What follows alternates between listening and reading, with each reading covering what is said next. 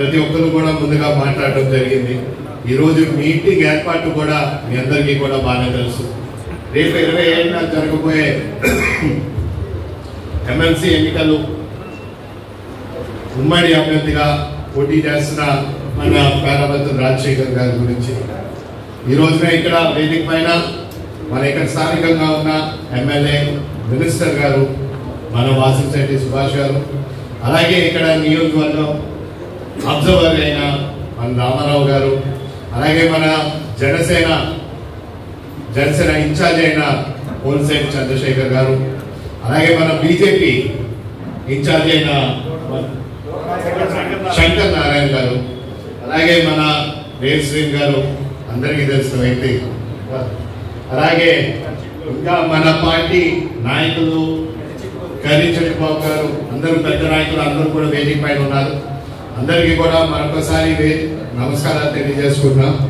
ఈరోజు మీరందరూ చూడాలి ఏ విధంగా ఎన్డీఏ ప్రభుత్వం అధికారం వచ్చిన వెంటనే ఏ విధంగా అభివృద్ధి అయినా సంక్షేమమైన ఇవి ఒక్కటే వాళ్ళ ఆలోచనలో ముందు పెట్టుకుని ఏ విధంగా అడుగులు ముందుకు వేస్తున్నా అనేది మీరు అందరూ గుర్తుపెట్టుకోవాలి. ఎందుకంటే 8 నెలలు పూర్తయి 8 నెలల్లోని మేము కేంద్రాల నుంచి రావాల్సిన నిధులైనా సరే, లేకపోతే మేము ఇచ్చిన హామీలు సంక్షేమం సూపర్ 6 మేనిఫెస్టో అయినా సరే, ఆనాడు మేము ఇచ్చిన హామీలు ఇక్కడ ఉన్న స్థానికంగా ఉన్న ఇబ్బందులైన రోడ్స్ అయినా సరే, ఇవన్నింటినీ కూడా పూర్తి చేయడం అనే బాధ్యత తీసుకున్నాం. ఆనాడు చాలా మంది అనేక అంశాలు అన్నారు. అమరావతి మండి ప్రారంభించడానికి నిధులు వస్తాయా, లేకపోతే వైజాగ్ స్టీల్ ప్లాంట్ ప్రైవేటైజేషన్ అయిపోయింది అన్నారు. ఇందులో చాలా మంది ఈ ప్రాంతం నుంచి కూడా ఎంప్లాయీస్ అక్కడ పనిచేస్తున్నారు. వాళ్ళందరూ పరిస్థితి ఏంటి, కేంద్రం ఆల్రెడీ నిర్ణయం తీసుకుంది, అది వెనక్కి తీసుకోగలుగుతారా అని అనేక మంది మాట్లాడారు. కానీ స్టీల్ ప్లాంట్ అయినా సరే, పోలవరం అయినా సరే, అమరావతి అయినా సరే, ఈ 8 నెలల్లోని బడ్జెట్ లోని వాటిలోని కేంద్రం నుంచి మాట్లాడించి అలాగే నిధులను కూడా తెప్పించే బాధ్యత ఈ ఎన్డీఏ ప్రభుత్వంతోనే సాధ్యమైందని కూడా ఈ సభాముఖంగా మీ అందరూ తెలియజేస్తున్నారు. అదే కాకుండా ఆనాడు 5 సంవత్సరాలు మీరు కూడా చూశారు ఏ విధంగా అరాచక పాలన, ఏదైనా సరే ప్రజలు ఇబ్బంది పెట్టడం, ఏది అడిగినా సరే దాని గురించి అధికారులు స్పందించలేని పరిస్థితి, ఎవరైనా సరే గత ప్రభుత్వం మీద మాట్లాడితే వాళ్ళ మీద కేసు, వాళ్ళని ఏదో విధంగా లోపలికి వేసే బాధ్యత ఈ గత ప్రభుత్వం తీసుకుంది. కానీ ఎన్డీఏ ప్రభుత్వం అధికారంలోకి వచ్చిన ఇచ్చిన హామీల ప్రకారం వాటిని నెరవేర్చడంలోనే ఆలోచనలోనే ముందుకుంది.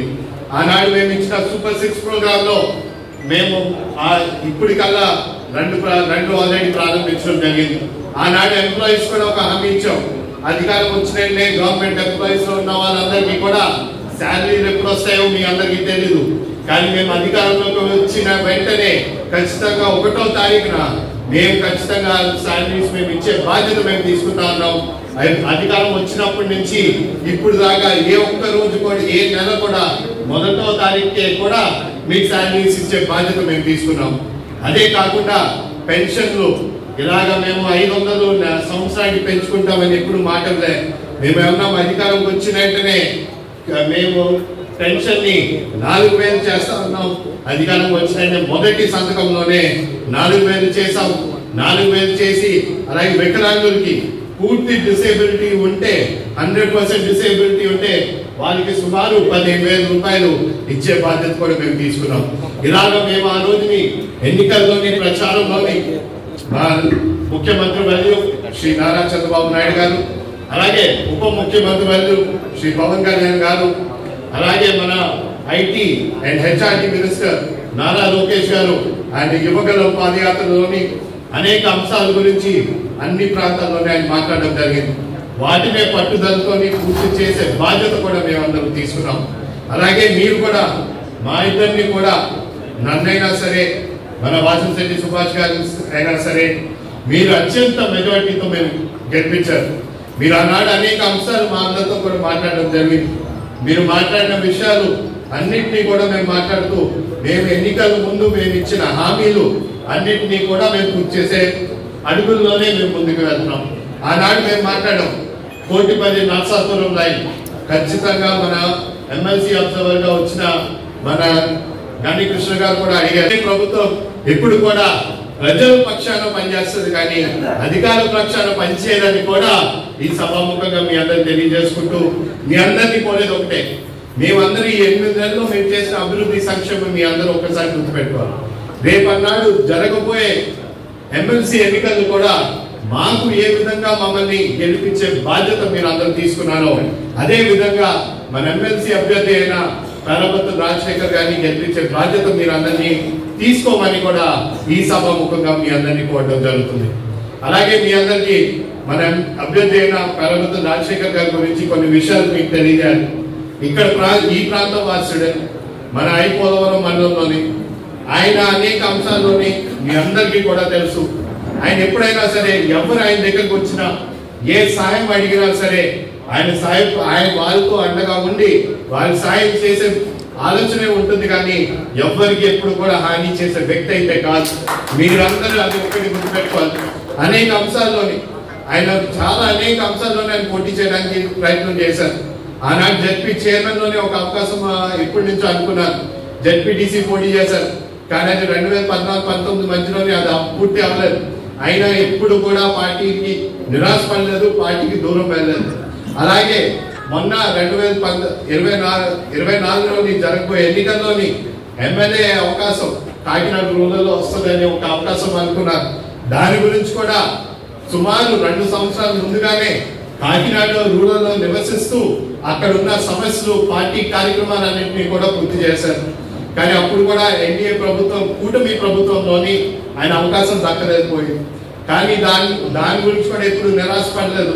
చంద్రబాబు నాయుడు గారు ఆయన ప్రోగ్రామ్స్ కమిటీ టీంలో ఉండుతూ ఆయన ప్రతి కార్యక్రమాన్ని అద్భుతంగా చేసి ఈ రోజు రామచంద్రపురంలోని మీటింగ్ కూడా చాలా అద్భుతంగా సక్సెస్ చేసిన ఘనత మన పేరబత్తుల రాజశేఖర్ గారికి, అలాగే పెళ్ళుత్తి వెంకటేష్ గారికి ఇద్దరికి కూడా దక్కుతుందని కూడా మీ అందరికి తెలియజేసుకున్నాం.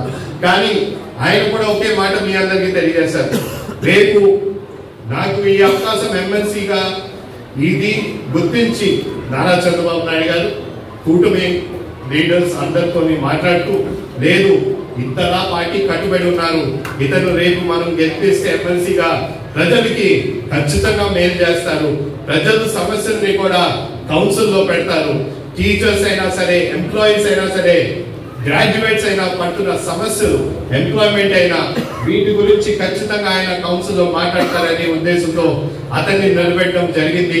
ఆయన కూడా అన్ని చోట్లకి వెళ్ళినప్పుడు కూడా స్థానికంగా ఉన్న సమస్యలు కూడా తెలుసుకుంటూ ఖచ్చితంగా నేను రేపన్నాడు మీకున్న సమస్యలకి మీకు తోడుగా ఉంటానని కూడా ఆయన తెలియజేసుకున్నారు.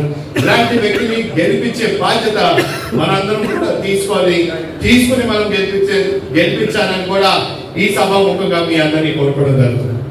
ఇదే కాకుండా రేపు ఇంకా సుమారు 4 రోజులు ఉన్నాయి. ఈ 4 రోజుల్లో మీరు అందరూ బాధ్యత తీసుకుని గ్రాడ్యుయేట్ ఓటర్స్ అందరినీ కూడా కలిసే బాధ్యత మీరు తీసుకోవాలి.